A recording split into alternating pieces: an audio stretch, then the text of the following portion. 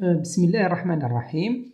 في هذا الفيديو فقط حبيت ندردش مع زملائي الأساتذة حول موضوع جد مهم، اللي هو موضوع التكوين. بصراحة كثر اللغط والكلام والبلبلة، نوضح فقط بعض الأمور اللي هي واضحة لكن قبل ذلك بغيت نتطرق إلى نقطة أولى، وهي المتعلقة بحالة تساوي المترشحين في المسابقة. هنا بالنسبة للملف، عندما يتساوى مترشحين في النقطة، هنا رأي الوزارة مباشرة راح تلجأ إلى ماذا؟ إلى مقاييس معينة. هذه المقاييس تقريبا في 3 مقاييس، هي سن المترشح، الوضعية العائلية، وذو الحقوق. وش معناتها سن المترشح؟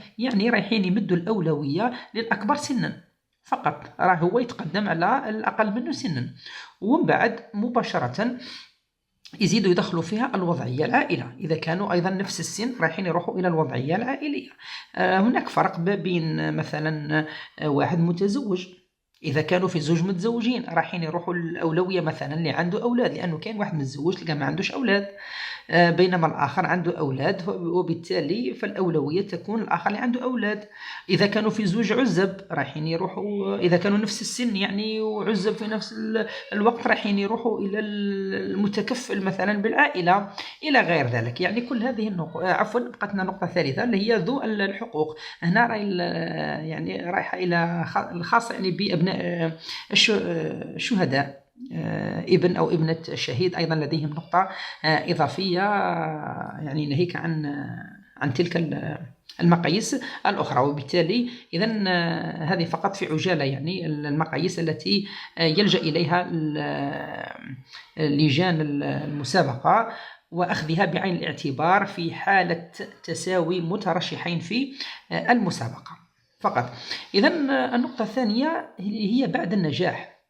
شوفوا يا أساتذة، بعد النجاح راهو مباشرة الأستاذ يحيل إلى التكوين.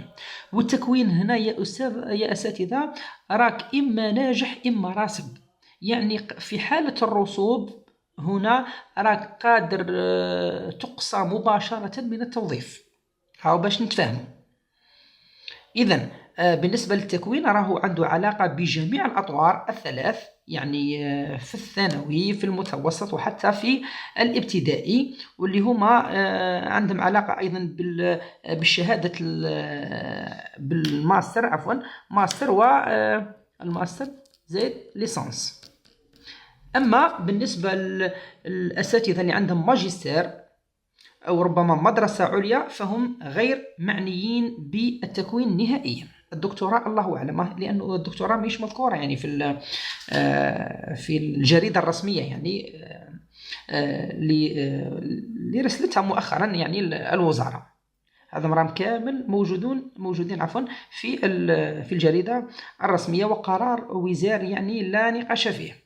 فقط نحن ندردش فقط لتبادل الآراء ربما حول ما هو واضح بصراحة. مدة التكوين هنا راهي حوالي شهرين أو شهران، فيها 255 كحجم ساعي، وتختم هذا التكوين بمذكرة أو تقرير نهاية التكوين. بالنسبة للأساتذة الأساتذة في الأطوار الثلاث راهم معنيين بمذكرة. أما بعض الإداريين مثلا مشرف تربية، مربي، نائب نائب مقتصد تقرير نهاية التكوين. لكن بالنسبة للمقتصدين حتى هم أيضا لازم لهم في نهاية التكوين أو تربص لازم لهم مذكرة. إذن قلنا بعد النجاح مباشرة، ربما ب10 أيام سوف تعلم مديريات التربية الناجحين عن هذا التكوين، ويتكفل بهذا التكوين المعهد الوطني للتكوين، اللي هو تابع لمستخدمي التربية وتحسين مستواهم بطبيعة الحال بالتنسيق مع المؤسسات التربية. أيضا يتابع المعنيون أثناء التكوين تربصا تطبيقيا على في المؤسسات، مؤسسة التربية والتعليم. والناجحون في هذا التكوين هم من حازوا على المعدل 10 أو أكثر. يعني تحت 10 راك تعتبر راسب في هذا التكوين، يعني لازم لك النقاط من 10 على 20 فما فوق.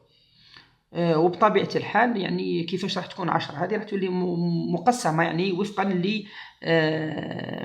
لبعض التقسيمات التالية، اللي هي أولا كاين نقطة حول معدل المراقبة البيداغوجية المستمرة، معاملها رقم 1، هذا شغل موديل يعني.